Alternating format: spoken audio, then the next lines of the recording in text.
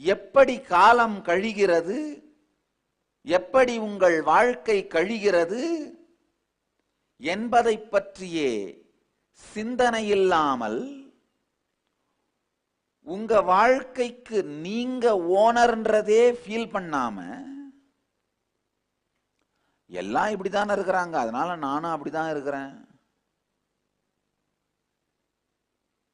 நல்லா புரிஞ்சுக்குங்க, வாழ்க்கையின் இறுதியில் மரணத்துக்கு பிறகு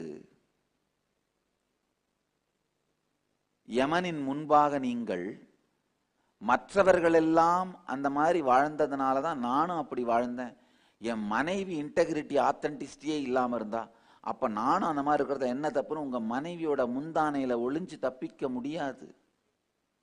உங்க வாழ்க்கை உங்களுடையது. இல்ல இல்ல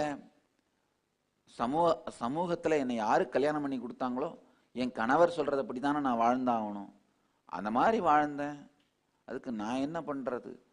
கணவனின் பெயரை சொல்லியோ உங்கள் கழுத்தில் தொங்கும் தாலியை காட்டியோ யமனிடமிருந்து நீங்கள் தப்பித்துக் கொள்ள முடியாது.